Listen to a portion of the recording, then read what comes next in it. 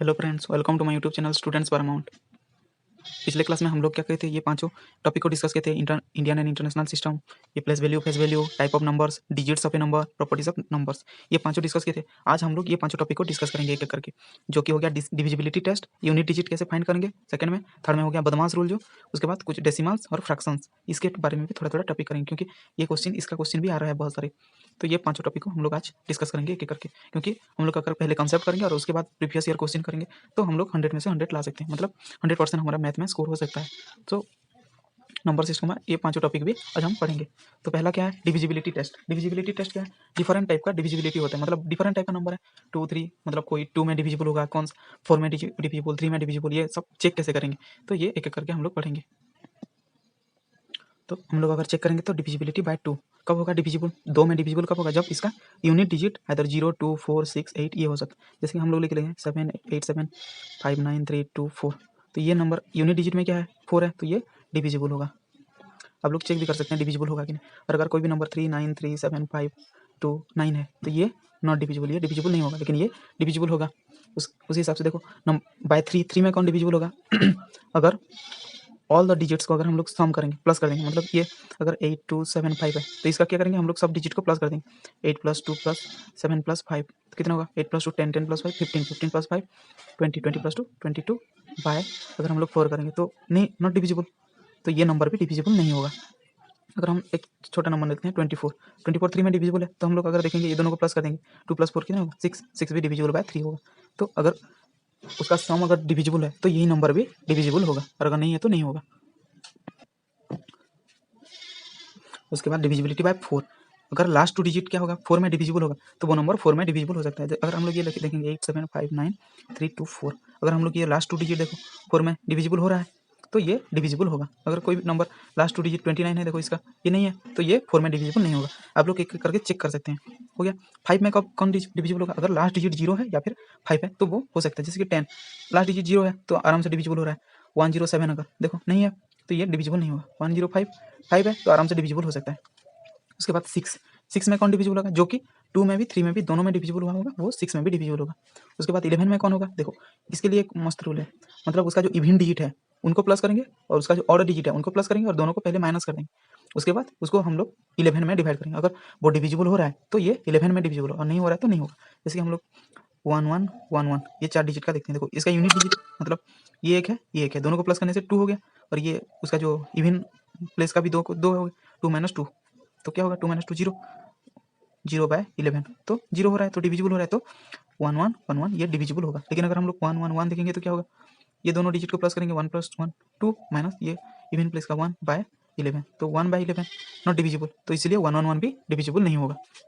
उसके बाद unit digit is 10, अगर यूनिट डिजिट 10 होगा तो ये हो सकता, मतलब अगर जहाँ पे भी 0 है, लास्ट डिजिट अगर 0 है 1 0 5 8 9 7 जिसमें भी 0 है तो ये सब आराम से डिविजिबल हो सकते हैं। और अगर ये लास्ट डिजिट अगर 0 के सिवा और कुछ है तो ये नहीं हो सकता।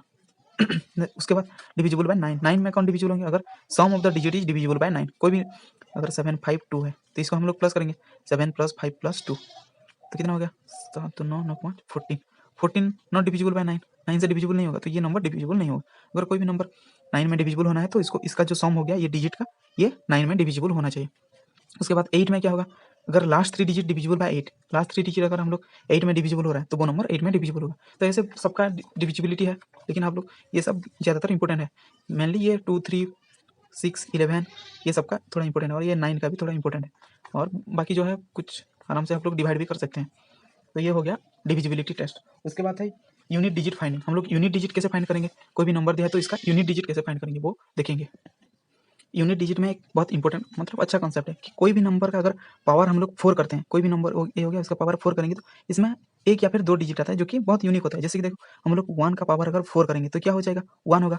2 का पावर अगर 4 करेंगे तो क्या होगा, 2 × 2 × 2 × 2 क्या होगा, 2 2 4 4 2 8 8 2 16 तो ये हो गया 16। अगर 3 का करेंगे, 3 का 4th करेंगे तो क्या होगा 81।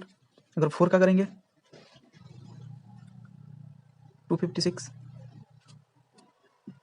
उसी हिसाब से अगर हम लोग 5 का पावर 4 करेंगे तो क्या होगा, 5 का पावर 4 625।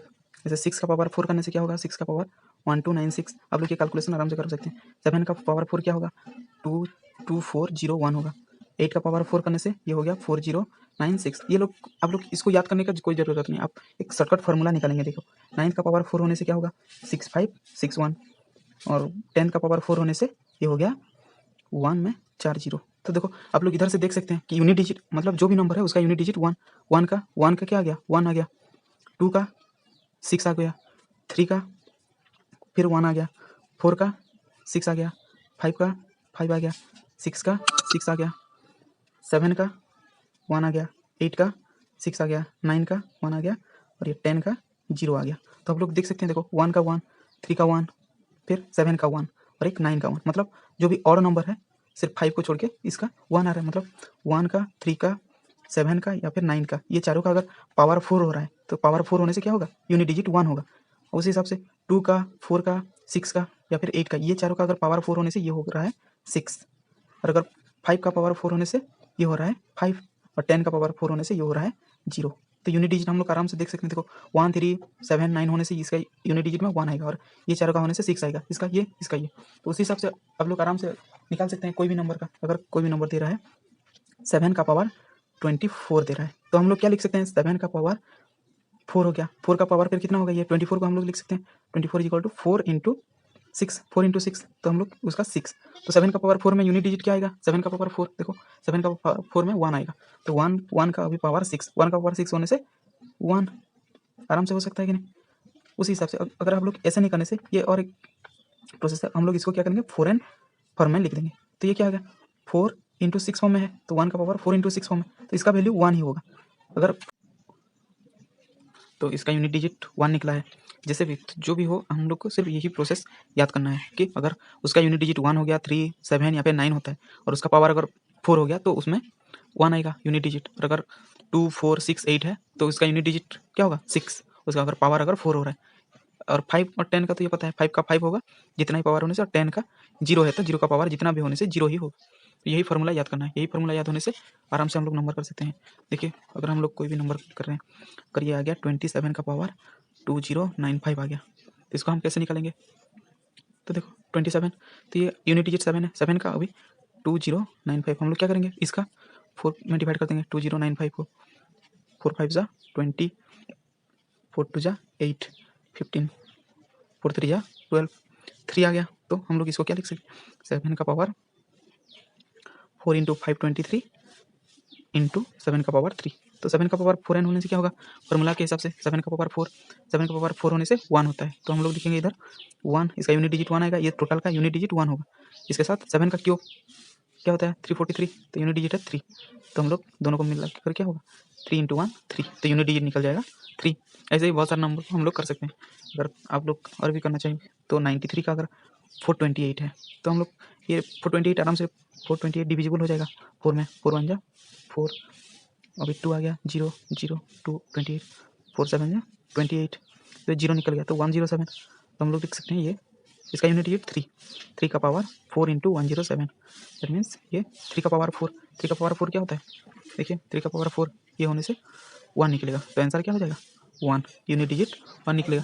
तो यही सब ये सब हो सकता है।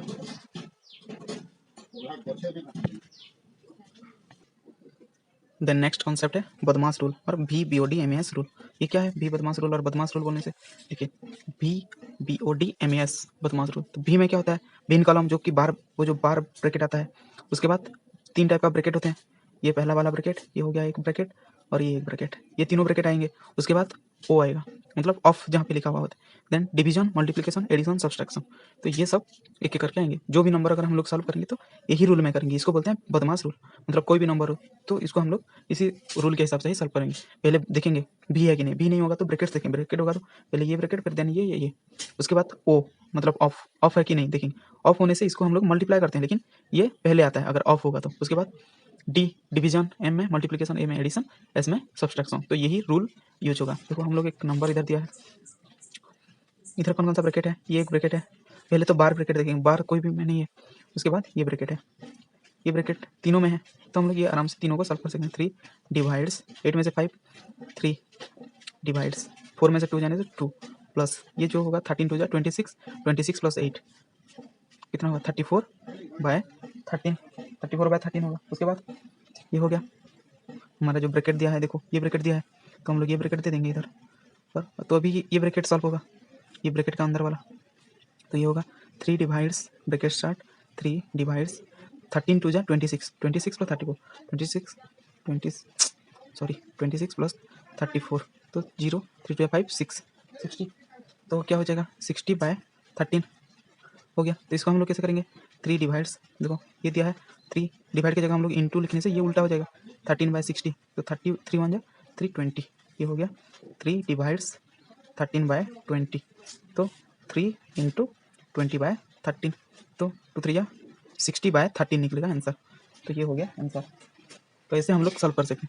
ब्रैकेट देखेंगे, जो भी ब्रैकेट आएगा पहले बार ब्रैकेट आएगा उसके, जैसे कि एक नंबर ऐसे दिया है, अगर 2 प्लस ये ब्रैकेट दिया है 5 माइनस ब्रैकेट के अंदर 3 माइनस 2 दिया है, अगर ऐसा टाइप का है तो, और इधर एक ब्रैकेट है, तो पहले ये बार ब्रैकेट सॉल्व करेंगे, उसके बाद ये ब्रैकेट सॉल्व करेंगे, उसके बाद इसको सॉल्व करेंगे, उसके बाद बाकी जो आएगा एक एक करके ऐसे करके देखेंगे। फिर पहले डिवीजन दिया है तो फिर सब्सट्रैक्शन, सॉरी फिर मल्टीप्लिकेशन, फिर DMAS एडिशन, उसके बाद सब्सट्रैक्शन, या फिर BODMAS, या फिर BODMAS, तो जो भी रूल यूज कर सकते हैं हम लोग।